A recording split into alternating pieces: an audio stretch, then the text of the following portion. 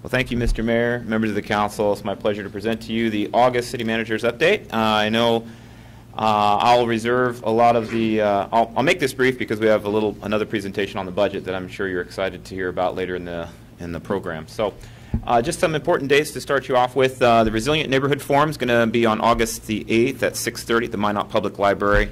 The Hazard Mitigation Project at the Water Treatment Plant is going to have a ribbon cutting on August 11th at 10 a.m. That's where, at the crossing there, so that's going to be important. I think we're going to have the senators there as well. The Planning Commission next meeting is August 28th at 6:30. Committee of the Whole meetings are as scheduled August 29th and August 30th. I just want to point out that the Committee of the Whole meeting this month is on August 29th will be largely devoted to the budget question and answer. You'll get your preliminary budget this evening. You'll have until that time to generate questions or whatnot, and then we look forward to those questions and having an opportunity to address those questions at that first Committee of the Whole meeting on the 29th of August. Then finally, City Council has been rescheduled. It was normally scheduled for Monday. That's Labor Day, so it's been moved. Of course, it's already included in our ordinance, so no actions required there. It's been rescheduled, therefore, to September the 5th, same time, same place. That is the meeting that we will also expect the City Council President's message on the budget as well. So moving forward, just a couple things to look back on and recognize. We did celebrate the 130th birthday of the City of Minot. Most of you were there, and I appreciate your attendance. It was, I think, a good time by all that were in attendance. We had a variety of different activities, and I also want to appreciate and thank MACA, the Minot Area Council for the Arts, as well as our other sponsors, the Park District, the Minot City Band, Spartan Nash, and Pepsi Cola, and also the staff that helped put this on. This was a really great event. I think it was nice for us to be able to look back on our 13 decades as a city. I won't go into too much detail here on the budget because, as I mentioned, I have a presentation for you to talk a little bit more specifically about the budget and how we approach the budget. But just as a reminder, we've been working diligently on the budget for some time. We did incorporate the principles and priorities that leadership had identified with us. And as I mentioned, we'll go into those details here in a little bit. But much time has been put, and effort for that matter, has been put into this process by the staff. And just want to take a quick opportunity to thank all the department directors, as well as the finance director and his team, and all the support staff that helped us pull this together. So we're excited to share that with you here and a little bit later, as I mentioned in the program. Construction updates. For the most part, things are on schedule. The Broadway Bridge, however, has slipped behind schedule by about a month. We expect the northbound lane to open, or that bridge to open, in November. The downtown infrastructure projects, however, are on schedule. We expect completion of those by November of this year. The 83 bypass is also on schedule. Of course, that's a multi-year project, so we won't have completion of that until the summer of 2018, but at this point in time, as I mentioned, it's on schedule. And the Burdick Expressway is also on schedule when we expect completion of that work in October of this year. Moving on, I wanted to just let you know that it was my pleasure to attend the North Dakota State Fair for the first time. I had a wonderful time. I was there every day. I did not expect to be there every day at the fair, but it was really a great opportunity for me to sort of see what this wonderful event is and what it really means to the city of Minot. And I wanted to give you a couple takeaways just really quick, at least my impressions. First of all, this is a really wonderful event, of course, to have in our hometown. If this was located someplace else, the economic benefits and other sorts of things, of course, we wouldn't realize. We did have quite a bit of construction on Burdick, and while that construction was maybe an annoyance for many, the traffic plan that the staff put together seemed to work very, very well. And I checked in periodically with the administrative leadership at the State Fair to make sure that that traffic plan was working as planned and that any adjustments that needed to be made could be made. We did not end up having to make any adjustments. I know there was maybe more congestion than maybe anyone would like to see, but that's partly because we had about 6,000 more visitors this year to the State Fair than we did experience last year, so that's really great news as well. There's a couple observations I made as a passive participant, enjoyer of the fair, and that is, I think that we need to improve our presence at the state fair as a city. And as the host city, we have a real opportunity here to really showcase our community. So booths and other sorts of things are types of activities that we might be able to promote our city with, I think are going to be things that we'll be talking about in the foreseeable future to include at the next fair. In addition, there was a noticeable absence of our presence in the parade. Aside from a police car or the 2 sanitation trucks at the end, or of course our mayor, I wasn't going to forget you, but your car was unmarked. So and I don't know if that was intentional or not, but had my name on it.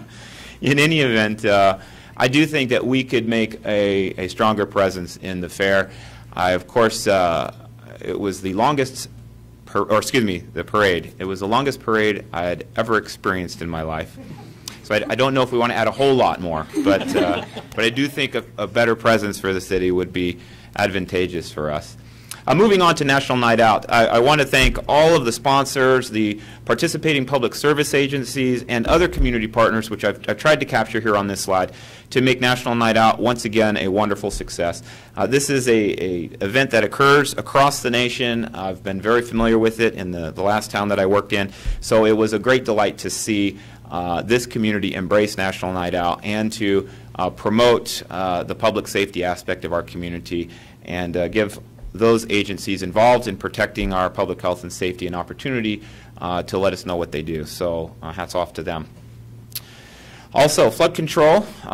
We did have the 16th Street closure training in July. Some of you were in attendance. It took a little bit more than 2 hours to complete that closure, but that's because we had everything mobilized. It will generally take a little bit longer to do that, probably 2 to 4 hours for that structure. And I just want to remind you that when all the flood control projects are done, we'll have probably just over 20 different closures that we'll have to manage during a flood event. I already mentioned the ribbon cutting. It's going to be Friday, August 11th at 10 a.m. at the site. We will have federal and state dignitaries that are scheduled to attend. And in addition, this is open to the public, so we'd like to see as many people who are interested come by and participate. And with that, the flood control project phases 1, 2, and 3 were expected to go to bid next month. And we also plan, hopefully, to start work this fall. So some great and exciting news as it relates to flood control. Moving on to the downtown parking structures, I want to give you a quick update. There are punch list items that are being completed from both the city's work and also past development of the structures. That will continue this week and into the next couple of weeks. The central ramp crane infills are being installed. There was a delay in July, but that's been fixed, and now we see work going on again at the central ramp, which is exciting. We hope that work will conclude here shortly. And then the Renaissance crane removal and infills, we hope to get a schedule on that by the end of this particular week. That means the work won't be done by the end of this week. We just hope to get a schedule for advancing that work. So we're promised that. A couple next steps with Cypress Development. We've been expecting for a few weeks now a new proposal from Cypress. They've indicated and reached out to us several times in email and phone calls that they have a couple of different options, or maybe just one option, we're not real clear, for changing the ownership structure of one or more of the parking ramps to facilitate development of those ramps. There's been multiple delays in the delivery of this proposal, so we don't know what's in it and we don't know what to expect. I was told after one extension request that it would be delivered by the end of last week. We didn't see it, and of course, being Monday, we haven't seen anything today either. So we'll continue to try to work with Cypress where we can to advance the development of both of those ramps. There's been a lot of continued progress on the National Disaster Resilience Program for the city. I won't go through all of this, just to let you know, however, buyouts. We've got 9 second quarter acquisitions. We've got about $9 million left in that fund going forward. The downtown gathering space has been paused to allow some council vetting. There's some different ideas as it relates to locations, and so we're allowing a little bit of time and space for that to occur. Also, the program manager is going to be meeting with the Downtown Business Association in August to continue to solicit their feedback and interest in the project. Family homeless shelter, the RFP is expected to be presented to the City Council for your consideration in September, And then the affordable housing component, the multifamily RFP, has been issued, and we are advertising that and expect to close that advertisement on September the 16th. Wanted to briefly update you on automation. This is something that has gotten a lot of attention as of late since we rolled out here just in July. About 100 residents didn't receive their cart, so we got complaints from them until they found out that they weren't being charged, along with another 150 folks. So far we found 250 folks have been receiving garbage services from the city, and for some reason didn't come forward to tell us that they were receiving those service and asked to be billed for it. So that's been a $50,000 impact to the city's budget, which we are collecting now. Wanted to just mention that we have had about 350 or so residents that's requested different sized carts or containers. We're processing those as we can, and those swaps began last week and will continue for the foreseeable coming weeks. A couple interactions we've had in regard to phone calls and whatnot. We've had many phone calls that the staff have fielded over the first couple weeks of this. Some of the phone calls include questions here, about why wasn't the trash, all of it dumped. These carts, if you shove all of the material way down and stamp on it and that kind of stuff, it can get wedged in there and sometimes be problematic for getting out. Why don't we collect additional trash? Those are, maybe you missed my stop, some of those things. So we've taken this feedback and modified and adjusted some of what we do, and we're continuing to do that as we go forward. This is not unlike any project or program that you start, and you have to make some adjustments as you go. One of the other things I wanted to mention is the valet service. This is sort of interesting. We've had a peaked interest in the valet service that the city's offered. As a matter of fact, the interest is so great that the number of folks receiving valet waivers outnumber all of the waivers received by any and all jurisdictions with this type of service being offered.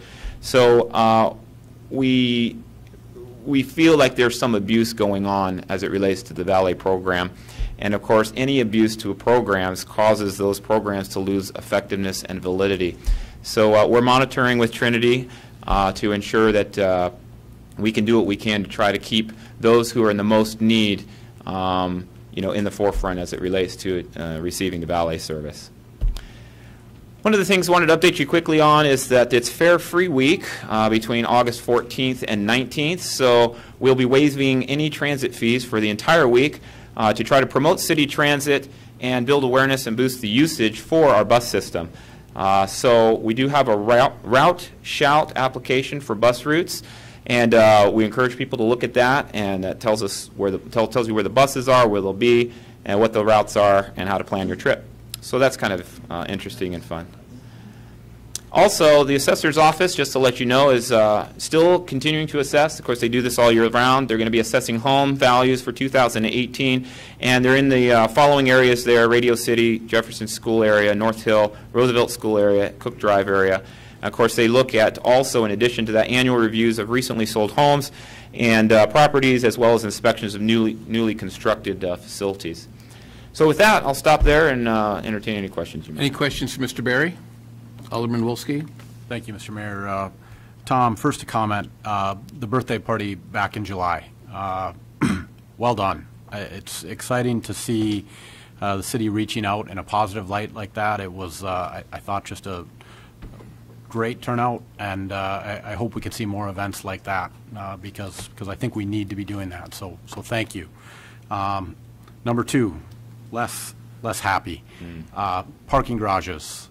I was in them yesterday, and the Renaissance ramp, the south ramp, was leaking water significantly through the roof down into the main parking area. Do we have a plan? Obviously, it feels like we're starting to go backwards in terms of the condition of the facility. Mr. Mayor and Alderman Wolski, yes, thank you for the comments. And as it relates to the parking ramp, yes, we did get alerted that there was water draining. That's from the roof. That's rainwater. And that work, or the contractor, as I understand, talking with engineering staff, that's purposeful, and that's related to the work that's going on at the parking facility. So that's all getting corrected as we speak, but that was as part of the work that essentially was occurring. So if you want more specific information, we can ask the city engineer to come up because he's familiar with that. We did get a member of the community that also brought that to our attention. It was looked at as well. Okay. Any other questions, Mr. Barry? Thank you, sir. Oh, I'm sorry, Alderman Straight. Thank you, Mr. Mayor. Tom, next year, let's invite Governor Burgum to spend some time with the city. I know that in the past, we've seen him during the parade, and I'm bummed to hear that maybe nobody from the city had a shot to spend some time with Governor Burgum, and maybe he's just, so that would be great to see. I'll follow up on that a little bit, Alderman Straight. When I was down there for the State Water Commission meeting, I handed Governor Burgum a letter from me inviting him to Minot, to tour Minot, to look at our downtown, to look at what we're doing with downtown, and also to tour the flooded areas and talk about what we're doing there. He indicated at that time that perhaps the State Fair would be a good opportunity to do that. I would suspect that his schedule got full, and because I did not hear from him. But I assure you that I am going to follow up with him and make him feel guilty for stiffing us. That's not on the record, Jill. Yeah. Thank you. Okay. Thank you. Alderman Patrick-Goula. Just a further comment, kind of echoing Alderman Walski again. It may seem frivolous to have a birthday party. I don't think it is. I'm speaking here as a psychologist. You know, times are kind of tough, and I've certainly been a voice and intend to be a voice for austerity, but we do need to celebrate the good things. We need to learn how to keep our community safe and resilient, for example, through the Night Out program. And I wanted to compliment you on having such a good birthday party. I mean, life still goes on, flood or no flood, financial issues or no financial issues. And I think we need to, maintain those kinds of celebrations and festivals and festivities, things like the fair, the State Fair parade or birthday party. So I think that's really important for our community's mental health. And likewise, I feel the same way about the Night Out.